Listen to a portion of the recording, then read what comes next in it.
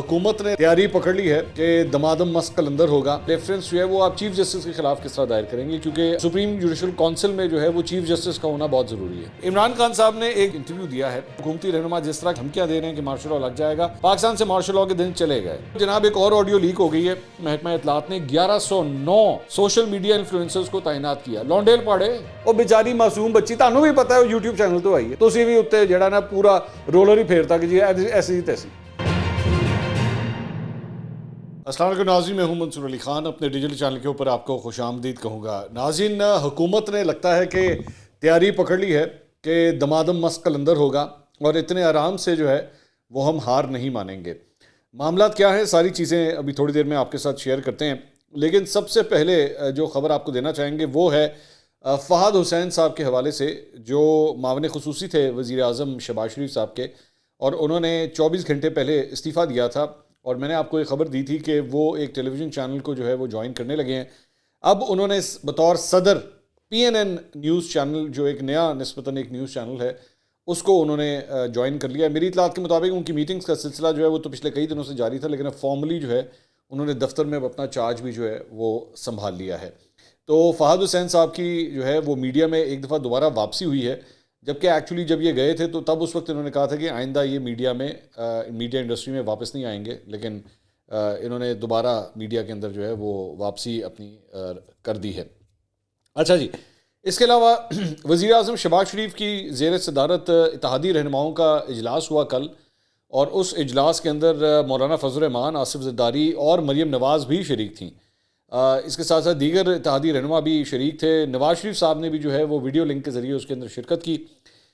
Legal team ने इजलास को बताया कि अधूरे फैसले पर अमल दरामद मुमकिन नहीं होगा। और इंटरेस्टिंग बात यह है कि मौलाना फजल रहमान ने जो है वो यहाँ पे तजवीज़ दी कि दमादम मस्त कलंदर जो है वो होना चाहिए और टकराव जो है वो ज़रूरी है।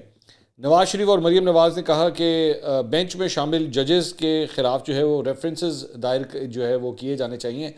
और ऐसी ही कुछ खबरें जो हैं बाद में एयर वाई न्यूज़ के ऊपर भी चली कि जी हुकूमत जो है वो इसके ऊपर बड़ा सीरियसली सोच रही है। लेकिन प्रॉब्लम ये है, मेरी एक कानूनी माहिर से सिलसिले में बात हो रही थी कि अगर 3 जजेस तो के में ज़ाहिर बात है चीफ जस्टिस का नाम भी फिर बीच में आता है, लेकिन इशू ये है कि रेफरेंस जो है वो आप चीफ जस्टिस के ख़िलाफ़ किस तरह दायर करेंगे, क्योंकि अगर ये रेफरेंस जाएगा तो सुप्रीम जुडिशल काउंसिल में जाता है, और सुप्रीम जुडिशल काउंसिल में जो है वो चीफ जस्टिस का होना बहुत ज़रूरी है।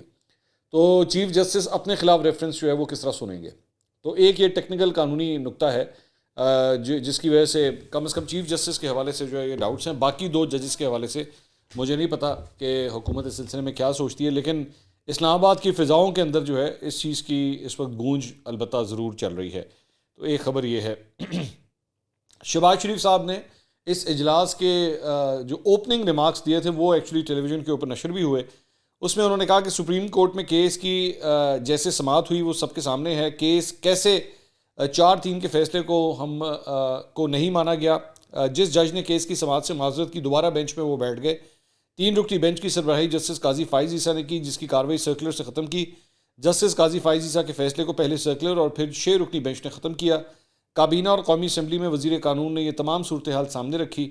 एक करारदाद पहले ही पास हो चुकी है और कल उम्मीद है, यानी कि आज, कि एक और करारदाद ऐवान में पेश होगी। इस हवाले से वज़ीर कानून जो है वो मज़ीद बताएंगे, और उसके बाद जो है वो बेसिकली कट हो गया। मज़ीद वज़ीर कानून ने क्या बताया क्या नहीं बताया उसके बारे में कोई तफसीलात जो है वो सामने नहीं आई, लेकिन शहबाज शरीफ साहब की ये तकरीर जो है वो अलबत्ता ज़रूर नशर हुई।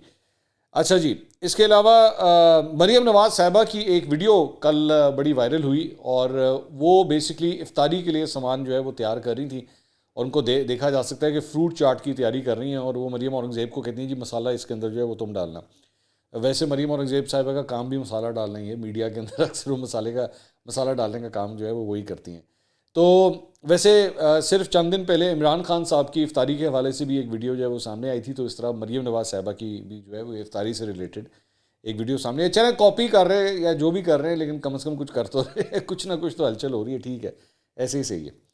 अच्छा, आज एक और बड़ा इंटरेस्टिंग डेवलपमेंट है आज के दिन के हवाले से, और वो ये है कि वज़ीर आज़म शहबाज शरीफ ने जो है वो इस्लामाबाद हाई कोर्ट जो है उन्होंने जाना है, किसी केस के सिलसिले में नहीं। वैसे तो कोर्टों के उन्होंने बड़े चक्कर लगाए हैं, लेकिन इस मतलब किसी केस के सिलसिले में नहीं जाना।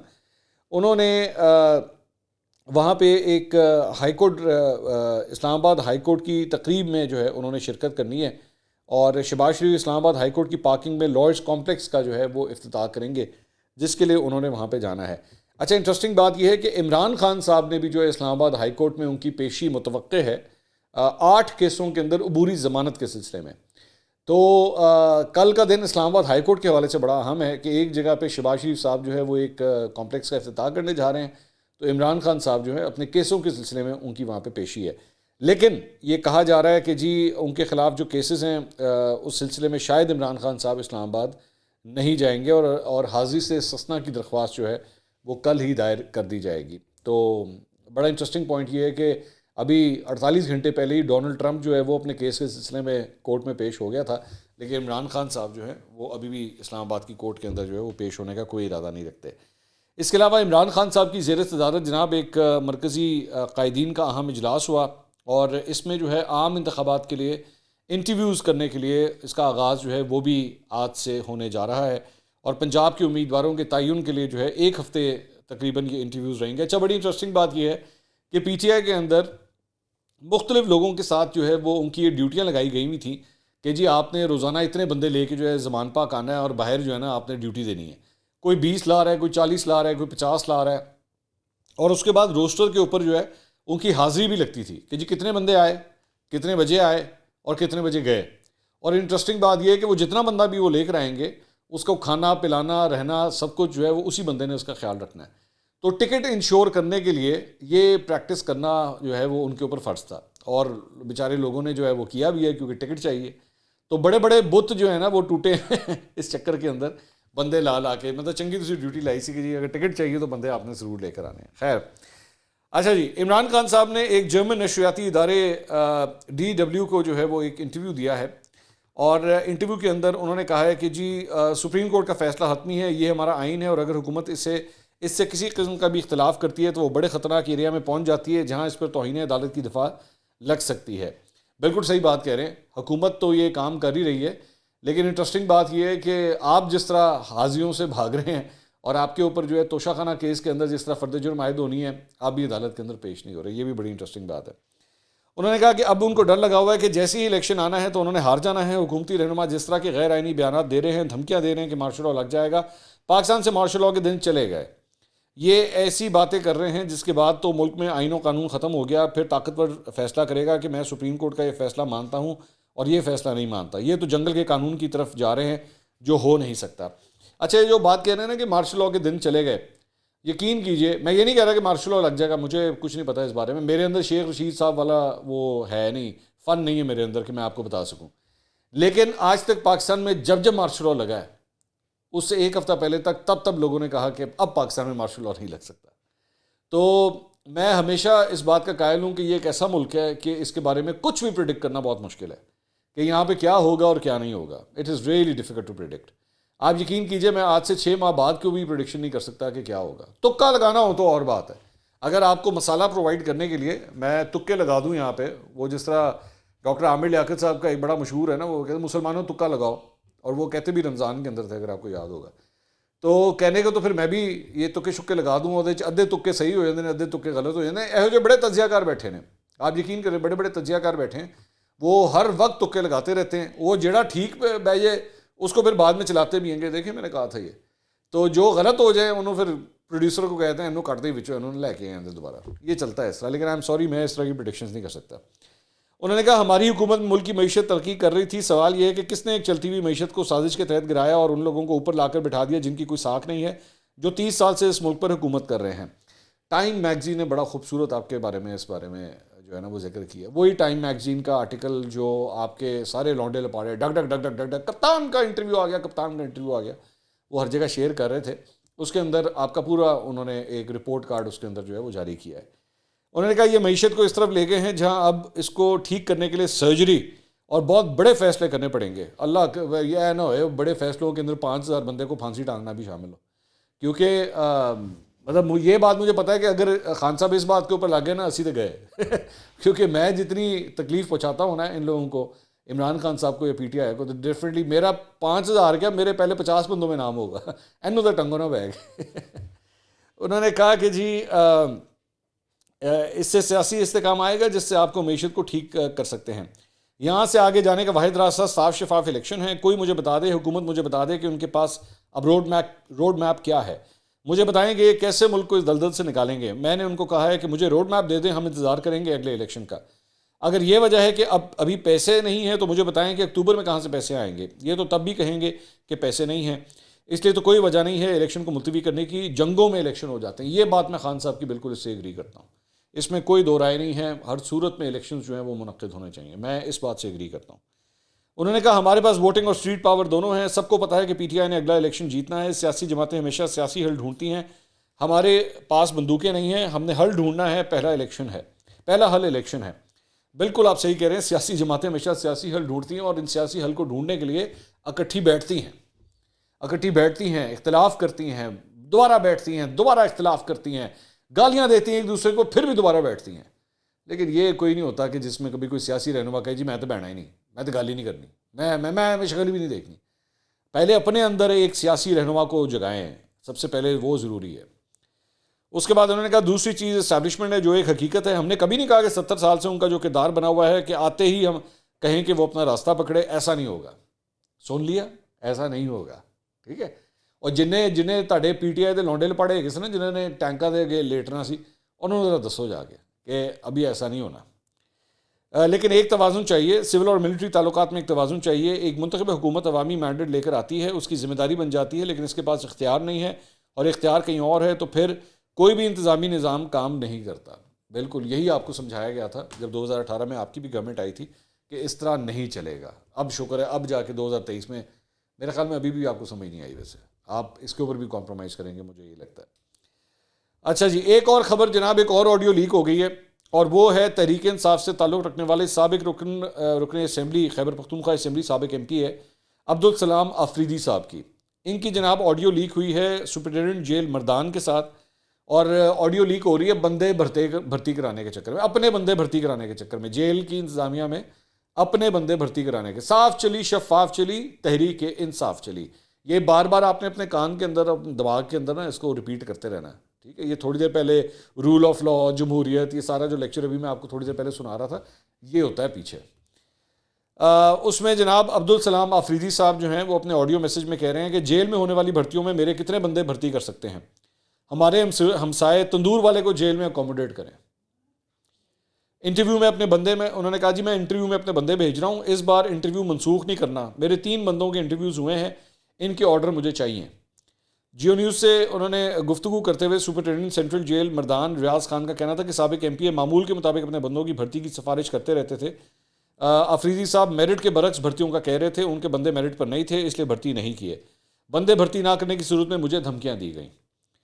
عبدالسلام آفریدی صاحب نے اس پہ کہا ہے کہ جی جو بھی حکومت آتی ہے وہ اپنے ورکرز کی بھرتیوں کا کہتی ہے. کلاس 4 کی بھرتی میں تعلیمی قابلیت یا کسی میرٹ کی ضرورت نہیں ہوتی. سپرنٹینڈنٹ جیل مردان نے میرے بندے بھرتی ہی نہیں کیے, وہ اپنی کرپشن چھپانے کے لیے سب کچھ کر رہے ہیں. ہیلو پڑھو, مطلب مان رہے ہیں, آپ یقین کریں, مطلب اس کو کہتے ہیں ڈٹائی, کہ مان رہے ہیں کہ ہاں جی میری آڈیو ہے, مان رہے ہیں اس بات کو کہ ہاں میں نے سفارش کی ہے, تو کہتے ہیں اس سے کیا فرق پڑتا ہے, یہ تو ہوتا رہتا ہے, اٹس روٹین تھنگ. اب آپ کو سمجھ آتی ہے کہ میں یہی کہتا ہوں نا کہ آن دا فیس آف اٹ اپنے انتخابی مہم کے دوران, اپنی کیمپیننگ کے دوران بڑے بڑے بھاشن آپ ان لوگوں کے سنیں گے, لیکن پیٹ پیچھے وہی حرکتیں کریں گے جو 75 سال سے ہو رہی ہیں, وہی حرکتیں. آپ کے بندے بھرتی کر دیں, باقی جائیں بھاڑ میں, آپ کے بندے اکوموڈیٹ ہونے چاہیے صرف. اچھا جی, اب آ جائیں ذرا لونڈے لپاڑوں کی طرف. ٹھیک ہے, بڑے میں نے پسند ہے کہ نہیں لونڈے لپاڑے, بڑا میرا دل کرتا ہے میں کسی نے انٹرویو کھڑکاوایا نہ تھا. خبر یہ ہے جی, خیبر پختونخوا کی نگراں حکومت نے اس کو سوشل میڈیا انفلوئنسرز, اے بھی بڑا لفظ ہے ویسے سوشل میڈیا. ابھی میں آتا ہوں ایک سوشل میڈیا انفلوئنسر, ایک اور کے اوپر بھی آؤں گا میں تھوڑی دیر میں. سوشل میڈیا انفلوئنسر پروجیکٹ کی سرگرمیاں انہوں نے روک دی ہیں جی, اور صوبائی محکمہ خزانہ کو تنخواہیں روکنے کے لیے خط ارسال کر دیا ہے. محکمہ تعلقات عامہ کی جانب سے محکمہ خزانہ کو بھیجے گئے خط کے مطابق محکمہ اطلاعات نے 1109 سوشل میڈیا انفلوئنسرز کو تعینات کیا. لونڈیل پاڑے 1109 لونڈیل پاڑے. ٹھیک ہے. حکومتی اقدامات اور عوامی آگاہی کے لیے پروجیکٹ کا قیام عمل میں لایا گیا. صوبائی اسمبلی کی تحلیل نگراں حکومت کے قیام کے بعد صوبے میں غیر جانبدارانہ انتخابات کا انعقاد ہے. خط میں سفارش کی گئی ہے کہ منصوبے کی تمام سرگرمیاں بند ہیں, اس لیے انفلوئنسرز کی تنخواہوں سمیت تمام اخراجات روک دیے جائیں. ہائے وہ کی کریے انہوں سارے کا. بہرحال اب آپ خود ہی اندازہ کر سکتے ہیں کہ لونڈے لپاڑوں کی فوج جو ہے وہ کس لیے بھرتی کی گئی تھی اور وہ کیا کام کرتی تھی وہاں سے خیبر پختونخوا سے بیٹھ کے.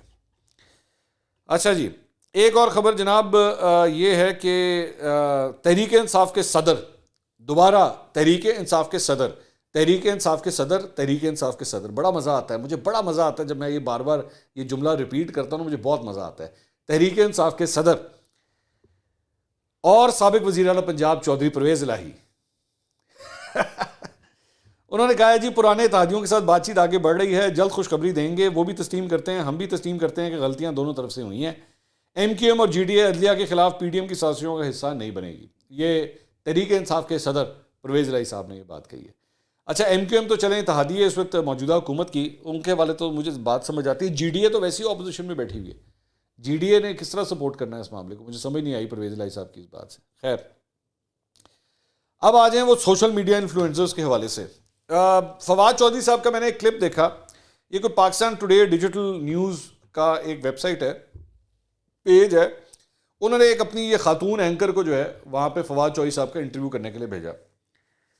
اچھا ویسے میں اس کے اوپر آنے سے پہلے آپ کو یاد ہوگا یہ پچھلے چند دنوں پہلے ایک وہ لڑکے کی ایک ویڈیو فوٹیج آئی تھی جس میں بابا جی جو ہیں ان کو ایک چپیڑ کاٹ مار رہے ہیں، اور وہ کوئی دوائیوں کا چکر تھا، اور دوائیوں کے چکر کے اندر بڑی بدمزگی ہو گئی. بابا جی، وہ لڑکا بھی غصے میں آ گیا، بابا جی بھی غصے میں آ گیا، اور بابا جی نے کھڑکا دی ایک اس لڑکے کو. سب سے پہلے یہ خبر آئی کہ جی وہ لڑکے نے بدتمیزی کی تھی جو کہ نظر آ رہا تھا ویڈیو میں، تو اس لیے چپیڑ پڑی ہے تو صحیح پڑی ہے. بعد میں ایک اور ویڈیو آئی جس سے پتہ لگا کہ ایکچولی یہ سب کچھ جو ہے وہ دکان کے اندر سے جو ہے وہ ہونا شروع ہوا تھا. اور بیسکلی بابا جی جو ہیں وہ اس معاملے کے اندر یہ کہتے ہیں کہ جی یہ لڑکا جو ہے اندر آیا ہے اور آ کے ہمارے دراز جو ہے وہ کھول کھول کے چیک کرنا شروع کر دیا اس نے. یوٹیوب کے اوپر میں اسپیسیفکلی یہ کہنا چاہوں گا، یوٹیوب کے اوپر پچھلے چند سالوں کے اندر ہم لوگوں نے ایک ایسی پود کریٹ کر دی ہے جو ایک فون پکڑ کے اور ایک مائک پکڑ کے بغیر کسی جرنلسٹک ایتھکس کو جانے ہوئے، بغیر کسی جرنلسٹک پریکٹسز کو جانے کے لیے کہ ایتھیکلی کیا جرنلزم ہوتی ہے اور کیا نہیں ہوتی، دے پہنچ جاتے ہیں وہ کسی کے بھی سامنے اور کہ جی بھائی میں صحافی ہوں، میں صحافی کو، میں اینکر بن گیا، میں اینکر کو. میں nothing against the young generation, میں ہمیشہ ان کو انکریج کرتا ہوں، لیکن برائے مہربانی میں and I want to categorically سے دس کہ اگر آپ کا ایک یوٹیوب چینل ہے اور اگر آپ کے ہاتھ میں آپ نے مائک ایک پکڑ لیا ہے، جا کے مارکیٹ سے آپ نے ایک مائک خرید لیا ہے، that does not make you a journalist. ٹھیک ہے، اور آپ یقین کیجئے کہ ان میں سے کئی لوگ ایسی ڈنڈیاں مارتے ہیں، یہ لوگوں کے پاس جاتے ہیں، وہ بیچارے لوگ بھی معصوم ہوتے ہیں، ان کو پتہ ہی نہیں ہوتا یہ کسی ٹی وی چینل سے آیا ہوا ہے یا 1000-1500 والے سبسکرائبر کے یوٹیوب چینل سے آیا ہوا ہے، اور وہ بیچارے بات کرنا شروع کر دیتے ہیں. ان کو اس بات کا آئیڈیا بھی نہیں ہوتا کہ ابھی یہ کیا بدتمیزی کرے گا، یا آگے چل کے یہ ایکچولی صرف اپنے ویڈیو کی ویوز لینے کی خاطر کیا کیا ایتھکس کی جو ہے وہ دھجیاں اڑا کے رکھے گا. میں ایک اور میں آج کل ایک یوٹیوب کے اوپر میں ایک اور میری نظر سے ایک کامیڈین سا ہے، وہ کیا کرتا ہے باغ کے اندر جا کے جو ہے نا وہ لوگوں کے ساتھ بےہودہ قسم کے مذاق کرتا ہے. وہ جا کے مطلب وہ جائے گا ان کے پاس، کہے گا چل چلیے تینوں میں کمرے چ لے چلا، ہاں آ ذرا تو میرے کو بھی ہے گا، چل آ دو میں بہ کے جڑیاں گلاں کرتے ہیں. مطلب he is trying to give sexual orientation to the whole thing. وہ اس قسم کی جو ہے نا وہ مذاق، اس قسم کا گھٹیا مذاق جو ہے وہ کر رہا ہے، اور وہ اس چکر میں بیٹھ کے وہ ویڈیوز بنا رہا ہے. اب یہ اس قسم کا گھٹیا اور فضول مذاق کبھی کسی ٹیلی ویژن چینل پہ نہیں چل سکتا، کبھی بھی نہیں چل سکتا. لیکن یہ یہاں پہ کھلی آزادی ہے. یہاں پہ میں صرف اس معاملے کے اندر یہی کہتا ہوں، میں تو ویسے پیمرا کے بھی جو لاس بنے ہوئے ہیں ٹیلی ویژن چینلز کے حوالے سے وہ بھی بڑے ویک ہیں، بہت ویک ہیں میرے خیال میں. They need to do much better job. لیکن اگر صرف یہی لاز یوٹیوب چینلز کے اوپر بھی لگا دیے جائیں، آپ یقین کریں بڑا بڑا لونڈا لپارا مر جائے گا اس کے اندر. جس کا جو دل کرتا ہے نا لوگوں پہ الزام لگا دیتا ہے، جو دل کرتا ہے جھوٹی خبریں پھیلانا شروع کر دیتا ہے. آپ یہی لاز یہاں پہ لے کر آئیں، اس کے بعد آپ دیکھیں ان کا حال کیا ہوتا ہے. اب بڑے بڑے فنے خان جو ہے نا وہ مر جائیں گے بیچارے. تو ہر بندہ جو ہے نا صرف اس بنیاد کے اوپر کہ اس کے پاس مائک ہے یا اس نے 2 کیمرے خرید لیے ہیں وہ صحافی نہیں بن جاتا. صحافی بننے کے لیے ایک بڑی تگ و دو ہوتی ہے، بڑی دھوپ کھانی پڑتی ہے، آپ کو بڑا برداشت کرنا پڑتا ہے، آپ کو اپنا پرسنل انفلوئنس آپ کو مارنا پڑتا ہے. آپ پہلے جرنلسٹ بنتے ہیں، اس کے بعد کسی رشتے کے اندر جاتے ہیں یا کسی پسند ناپسند کی طرف جاتے ہیں، اور یہ بڑا مشکل کام ہوتا ہے. خیر یہ بات لمبی ہو جائے گی. تو یہ ایک خاتون اینکر تھیں بیچاری، انہوں نے فواد چودھری صاحب کا انٹرویو کیا. اب فواد وہ اینکر کیا پوچھ رہی ہیں، جس طرح آپ اسٹریٹجی کی بات کر رہے ہیں، موجودہ حکومت کی ایک اسٹریٹجی جو نظر آ رہی ہے بقول آپ کے وہ ایک الیکشن میں تاخیر ہے. اگر ایسا ہی سلسلہ چلتا رہا تو پی ٹی آئی کیا رد عمل اختیار کرے گی؟ Very weak question frankly speaking. لیکن چلیں، فواد چودھری صاحب کہتے ہیں رد عمل سب کے سامنے ہے اور یہ بقول میری تاخیر نہیں ہے. آپ کو کیا لگتا ہے الیکشن کرانا چاہتے ہیں؟ اچھا فواد چودھری صاحب اگو سوال کر رہے ہیں. اچھا فواد چودھری صاحب خود بھی اینکر رہے ہیں نا. کہتے ہیں الیکشن کرانا چاہتے ہیں، پچھلے 2-3 مہینے میں آپ کو کیا لگ رہا ہے؟ اینکر وہ بیچاری کہتی ہے میں تو کوئی اوپینین نہیں دے سکتی ہوں.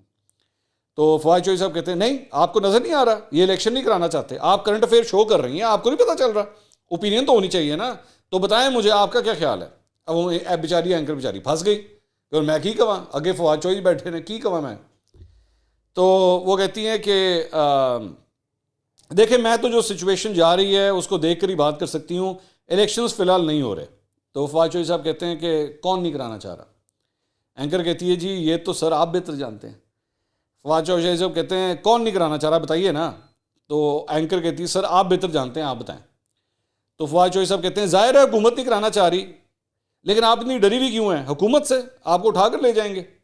تو اینکر ہنستے ہوئے کہتی ہے نہیں سر ڈرنے کی بات نہیں ہے. تو فواد چوہدری صاحب کہتے ہیں نہیں بہت سے لوگ خوف زدہ ہیں، آپ کو بھی دھمکی آئی ہے. اینکر کہتی ہے نہیں سر دھمکی تو مجھے نہیں آئی. چوہدری صاحب کہتے ہیں تو بس پھر ڈرے نا، بات کریں، جب تک دھمکی نہیں آئی اس وقت تک تو بات کریں، جب دھمکی آئے گی تو پھر چپ ہو جائیے گا. تو اینکر کہتی ہے آپ کو لگتا ہے کہ حکومت دھمکیاں دے رہی ہے؟ چوہدری صاحب کہتے ہیں ظاہر ہے دے رہی ہے، اس میں کیا شک ہے.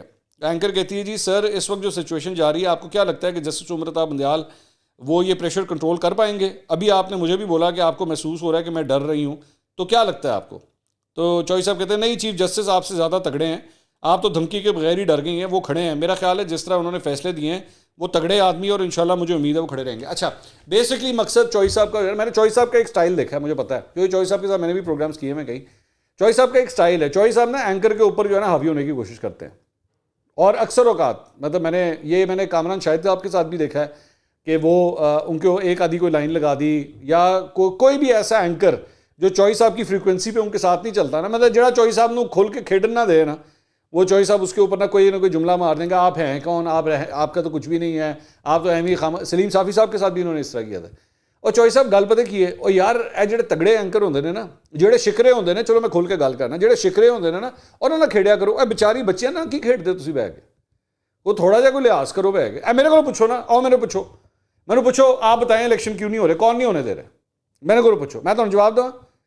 یہ وہی لوگ ہیں وہ الیکشن نہیں ہونے دے رہے جو 2018 میں آپ کو لے کر آئے تھے. ہوں ٹھیک ہے، اے میں نے پوچھ کے دیکھنا تھا کسی نے، اے میرے سامنے اس طرح کی باتیں کریں، پھر دیکھیں میں آپ کو کیا جواب دیتا ہوں. وہ بیچاری معصوم بچی، تانوں بھی پتہ ہے وہ یوٹیوب چینل تو آئی ہے، تانوں بھی پتہ ہے کہ شاید اس کا جرنلسٹک بیک گراؤنڈ اتنا تگڑا نہیں ہوگا، تسی بھی اتنے جڑا نا پورا رولر ہی پھیرتا کہ جی ایسی تیسی نہ کریا کرو اس طرح، تہاڈی مہربانی. ہم جیسے لوگوں کے پاس آ کے بیٹھتے نہیں ہیں، ساڈا تسی بائیک آؤٹ کر کے رکھیا ہے، تے انہاں بیچارے چھوٹے چھوٹے بچیاں نوں تسی جڑا نا اے حال کردے ہو، نہ کریا کرو تہاڈی مہربانی.